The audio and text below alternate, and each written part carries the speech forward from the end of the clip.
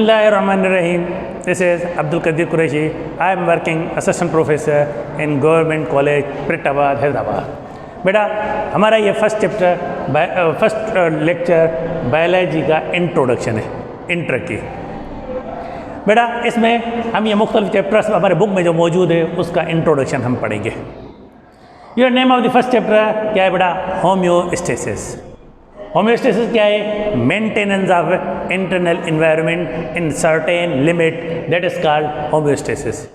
In the homeostasis 3 processes are involved which are written in our book, like osmoregulation, like excretion, like thermoregulation। बेटा ये तीनों process आप plant portion में पढ़ेंगे, plant के भी पढ़ेंगे और ये तीनों प्रोसेस एनिमल के भी पढ़ेंगे। तो इस तरह ऑस्मोरेगुलेशन इन प्लांट भी है, ऑस्मोरेगुलेशन इन एनिमल भी है, और इसी तरह थर्मोरेगुलेशन प्लांट भी है, थर्मोरेगुलेशन इन एनिमल भी है, इसी तरह एक्सक्रिएशन प्लांट भी है, एक्सक्रिएशन एनिमल भी है हमारे बुक में। हमारा सेकंड चैप्टर क्या है बेटा? Support and movement. मूवमेंट के लिए ऑर्गेनिज्म को क्या चाहिए बेटा? सपोर्ट। तो इस तरह प्लांट को भी सपोर्ट मिली हुई है मुख्तलिफ टिश्यू के ज़रिए, parenchyma, collenchyma, sclerenchyma, these are different primary tissue, secondary tissue, these are different type of the tissue which are present in the plant body. और इसी तरह ये एनिमल में भी मौजूद है, skeletal system, muscular system, locomotion. तो बेटा ये सपोर्ट एंड मूवमेंट जो है, और इस चैप्टर में हम लोकोमोशन इन एनिमल भी पढ़ेंगे। तो इस चैप्टर के 2 पोर्शन है, support and movement in plant भी है, support and movement in animal भी है, जो हम डिस्कस करेंगे। Your third chapter, control and coordination. Coordination means communication. There are the 2 types of the coordination. One is nervous coordination, another is chemical coordination. Nervous coordination, the quickest communication between the body, that is called nervous coordination.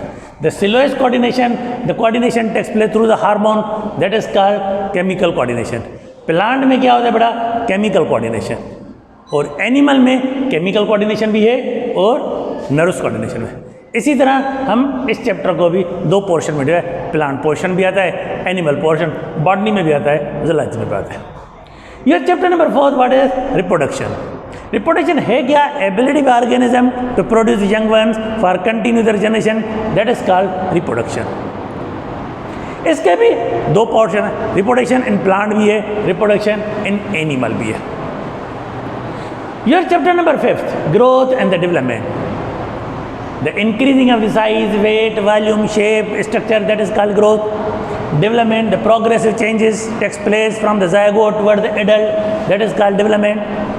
तो बेटा ये chapter number 5 जो है, इसके भी plant portion भी है, animal portion. तो आपके ये जो फर्स्ट 5 चैप्टर्स हैं, फर्स्ट 5 चैप्टर जो है बेटा, ये जूलॉजी के भी हैं और बॉटनी के भी हैं। इसमें बॉटनी भी इंक्लूड है, इसमें जूलॉजी भी इंक्लूड है। यस, ये chapter number 6, chromosomes and DNA. I hope you know very well what is DNA. DNA is deoxyribonucleic acid. DNA and protein help in the formation of the chromosome. Chromosomes are thread like structure which are present in the cells, that is called chromosomes.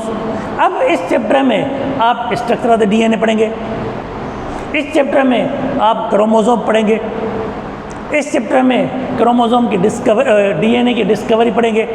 तो इस तरह इस chapter में ये chromosomes और DNA के बारे में डिस्कस किया जाता है बेटा। Your chapter number 7, what is cell cycle. Cell cycle क्या है? You know very well, the growth and division, a complete round in which the cell grow, in which cell can divided, that is called cell cycle। इसमें आप cell की growth भी होती है, जिसको हम इंटरफेस कहते हैं, सेल डिवीजन भी होती है। अगर आपके बुक में आपने देखा होगा 3 टाइप है सेल डिवीजन के, एमाटोसिस, माइटोसिस, मियोसिस, जो हम डिस्कस करते हैं इसमें सेल साइकिल में बेटा। माइटोसिस पढ़ते हैं, मियोसिस पढ़ते हैं, और इस तरह हम इस चैप्टर के cell. Third chapter number 8, what is variation and heredity. इसमें आप जेनेटिक्स पढ़ेंगे, जेनेटिक्स के लॉ पढ़ेंगे, जेनेटिक्स के कुछ प्रॉब्लम्स पढ़ेंगे, जो वर्क है जॉर्ज जॉन मेंडल का वो पढ़ेंगे। तो इस चैप्टर को जेनेटिक्स से कंसीडर किया जाता है, और वहाँ से भी ये उसके टॉप उस पर इनके। तो इसमें हेरिडिटी के लॉज हैं, वो पढ़े जाते हैं, और उसके अलावा हेरिडिटी के कुछ प्रॉब्लम्स आते हैं जेनेटिक्स के, वो हम डिस्कस करते हैं इस चैप्टर नंबर 9। हाँ, और एक बार अब 5, 6, 7, 8 ये पोर्शन जो है ये आपके सिर्फ बॉटनी में आता है, ये सारे चैप्टर जो है बॉटनी। फिर आपके पास एवोल्यूशन। एवोल्यूशन है क्या? आई hope you know very well. Progressive the organism which can modified, organism जो है स्लोली एंड ग्रेजुअली मॉडिफाइड। इसमें हम एवोल्यूशन की थ्योरीज पढ़ते हैं। हमारे बुक में कुछ थ्योरीज है, लैमार्क थ्योरी है, वेस्टमैन थ्योरी है, डार्विन थ्योरी है, डीवरीज थ्योरीज है, एवोल्यूशन की एविडेंस है हमारे पास। तो ये सारे चैप्टर जो टॉपिक्स जो है हम एवोल्यूशन में डिस्कस करते हैं। माना ऑर्गेनिज्म की मॉडिफिकेशन किस तरह हुई, वो यार मॉडिफाइड ऑर्गेनिज्म। अगर हम फर्स्ट ईयर की अगर थोड़ी बायोलॉजी हम देखें, टेक्सोनॉमी, सबसे पहले प्रोकैरियोट्स आए इस दुनिया में, फिर उसके बाद यूनिसेलुलर यूकैरियोटिक आए, फिर उसके बाद मल्टीसेलुलर आए, प्लांट्स बनते गए, एनिमल बनते गए। तो इस तरह ऑर्गेनिज्म की मॉडिफिकेशन होती गई। तो उस बेसिस पर कुछ थ्योरीज दी गई है, वो थ्योरीज हम डिस्कस करते हैं किस पे? एवोल्यूशन में। उसके बाद बायोटेक्नोलॉजी। बायोटेक्नोलॉजी क्या है बेटा? टेक्निक्स है which are applied on the living organism for the benefit to human being, that is called biotechnology. Biotechnology की मदद से हम मुख्तलिफ हार्मोन्स पैदा करते हैं, बायोटेक्नोलॉजी की मदद से हम क्रॉप की प्रोडक्शन बढ़ाते हैं, बायोटेक्नोलॉजी की मदद से हम हेरिडिटी डिजीज़ पर कंट्रोल कर सकते हैं। तो ये एक फास्ट फील्ड बन चुकी है, अब पहले नहीं थी, लेकिन ये अब इसमें बहुत सारा वर्क जो है बायोटेक्नोलॉजी पे, वैक्सीनेशन, सारा कुछ जो है ये इस पे वर्क हो सकता है। तो ये बायोटेक्नोलॉजी उस पर डिस्कस की।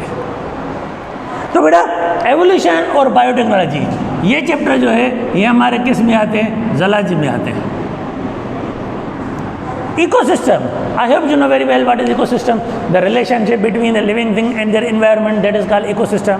इस पे आप एबायोटिक फैक्टर, बायोटिक फैक्टर, ये सारा कुछ जो है इकोसिस्टम में पढ़। Abiotic factor non living thing आ जाते हैं, बायोटिक फैक्टर लिविंग थिंग में आ जाते हैं। जैसे सॉरी, एबायोटिक फैक्टर जैसे लाइट है, वाटर है, टेम्परेचर है, ये सारा कुछ जो है इकोसिस्टम पे। और उसके अलावा इकोसिस्टम में बायोटिक में प्रोड्यूसर आते हैं, कंज्यूमर आते हैं, डीकम्पोजर आते हैं। ये सारा कुछ जो है हम इसमें डिस्कस करेंगे इकोसिस्टम में।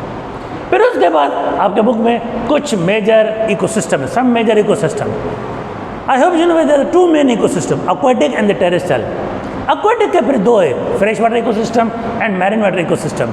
टेरेस्ट्रियल इकोसिस्टम के for example forest ecosystem, and other is grassland ecosystem, and other is savanna ecosystem, desert ecosystem, tundra ecosystem. ये सारे इकोसिस्टम जो है हम चैप्टर नंबर 12 में हम डिस्कस करते हैं। तो बेटा इस चैप्टर में आप ये जो है इकोसिस्टम और सब मेजर इकोसिस्टम ये कौन से पोर्शन में आते हैं, ये हमारे बॉटनी में हम डिस्कस करते हैं। फिर उसके बाद आपके बुक में मैन एंड एनवायरनमेंट, मैन और उसके इफेक्ट कैसे क्या होते हैं एनवायरनमेंट में। For example suppose man and environment, इसमें हम मुख्तलिफ पोल्यूशन माने एयर पोल्यूशन होती है, ये सारा कुछ प्रॉब्लम्स जो होते हैं, डिजीज़ जो होते हैं वो डिस्कस करते हैं। तो ये भी जो पोर्शन जो है ये भी हमारे ज़ूलॉजी के साथ कंसर्न है। तो बेटा आपके फर्स्ट 5 चैप्टर है homeostasis, support and movement, control and coordination, reproduction, growth and development. ये सारे चैप्टर ये में बॉटनी और ज़ूलॉजी से कंसर्न है। ये फंक्शनल बायोलॉजी हमारी। उसके बाद दूसरा सेशन जेनेटिक्स का आता है, chromosomes and DNA, cell cycle, variation, heredity, ये हमारे बॉटनी में आएगी। फिर उसके बाद एवोल्यूशन आता है, बायोटेक्नोलॉजी आता है, ये हमारे ज़ूलॉजी में आता है। फिर उसके बाद इकोसिस्टम, सम मेजर इकोसिस्टम, ये बॉटनी में आएगा। मेन इट्स एनवायरनमेंट, ये किस में आएगा बेटा? ये ज़ूलॉजी में आएगा। तो ये था आज का हमारा पहला लेक्चर जिसमें हमने बायोलॉजी को इंट्रोडक्शन पढ़ी। फिर उसके next time will first start your first chapter, your homeostasis इंशाल्लाह। ओके, अल्लाह हाफिज़।